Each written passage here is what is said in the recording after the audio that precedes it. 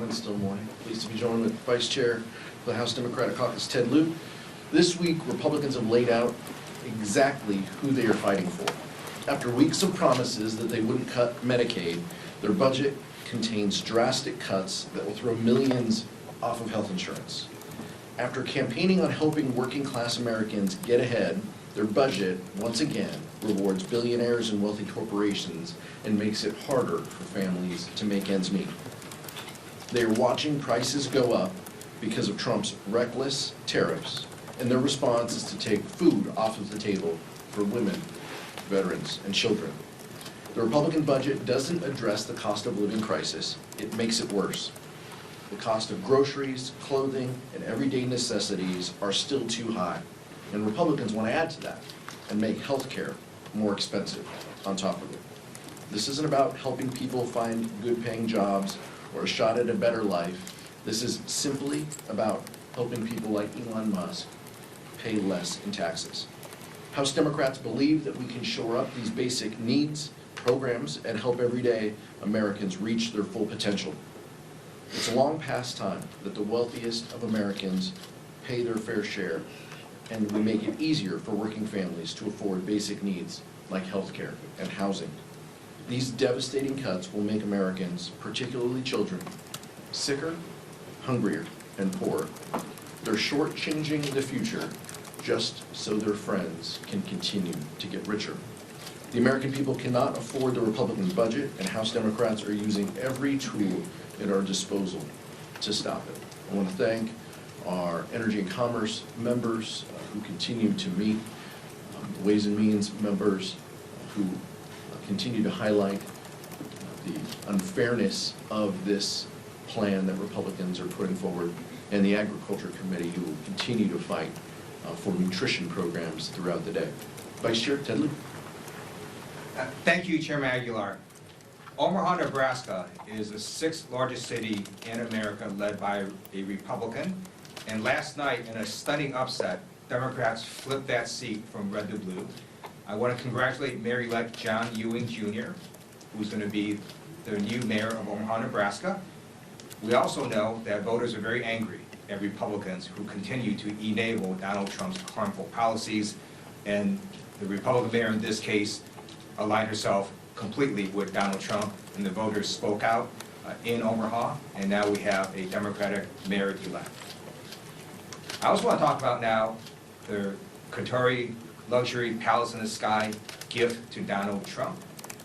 There is no such thing as a free palace in the sky. What do foreign countries want when they give massive amounts of money and other gifts to the president? Donald Trump should reject this gift of the luxury palace in the sky, Boeing 747, completely and righteously. Because we are the United States of America, we don't need gifts from foreign countries. We can build our own very impressive Air Force One. We don't need to fly a Qatari plane around as our Air Force One. That's also un-American. I also want to know, new reporting came out showing that to retrofit this Qatari 747 would take perhaps up to $1 billion, because you can't just fly a palace in the sky from a foreign country. You have to actually make it safe and secure. You have to make this plane ready to launch nuclear weapons. You can't have people eavesdropping on it. And so it's going to cost way more money to do it this way. And again, people need to ask, why is a foreign country trying to give this massive gift to Donald Trump? And think about a precedent it would set. Would it be okay if Brunei gifted a luxury 757 to J.D. Vance for Air Force Two? Would it be okay if Germany gave a Porsche SUV to Senator Thune as his official car? Would it be okay if Italy gave a bunch of expensive Armani suits to Speaker Johnson for his official duties? No, it wouldn't be okay.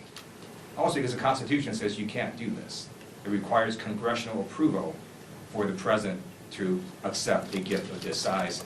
And we urge the Republicans in Congress to stand up, speak out, and call for a vote if Donald Trump were to accept this essential bribe from a foreign government. And then let me now conclude on Medicaid. We now know that the Republicans lied when they said that they weren't going to cut Medicaid.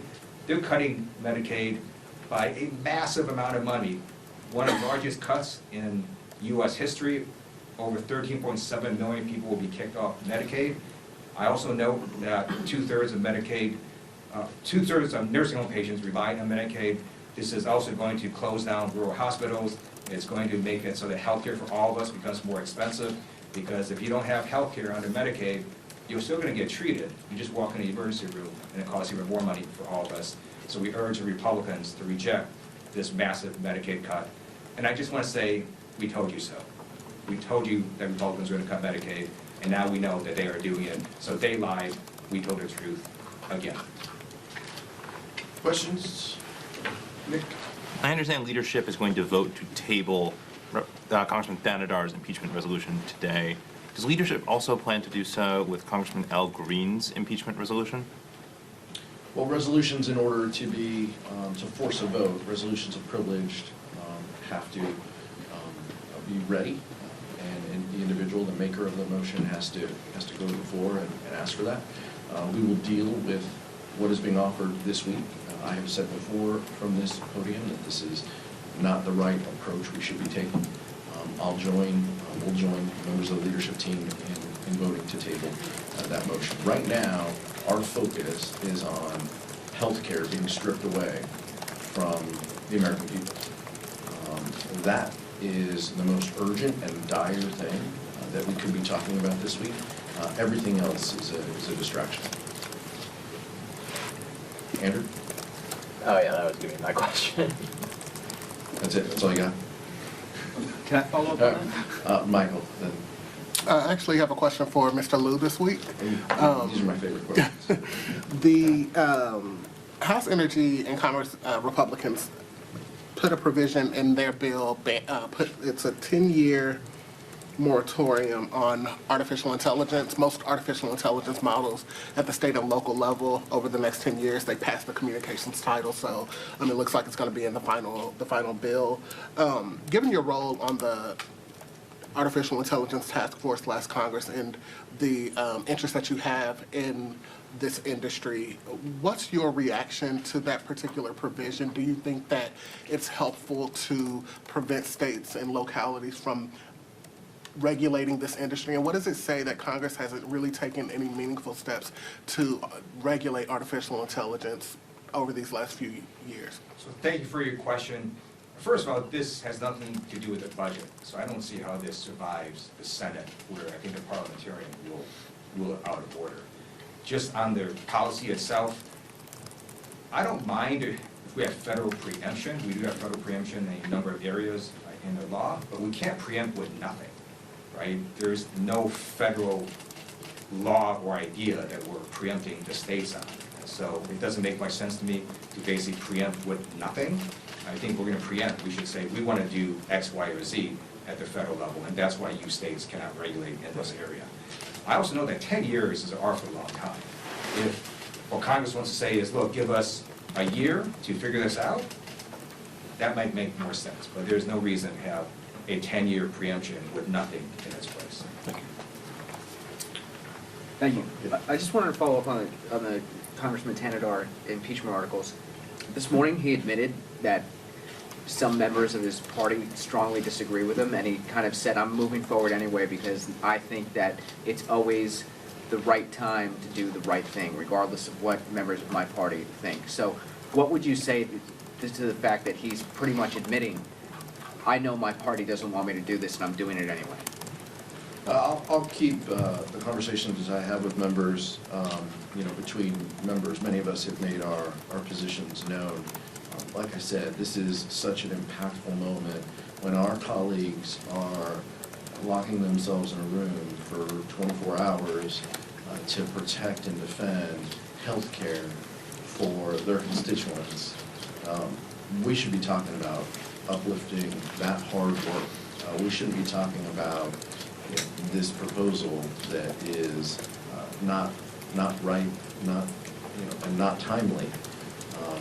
That's what is most important. Impeachment is a tool. Like I said before, this president is no stranger to impeachments. He's been impeached twice.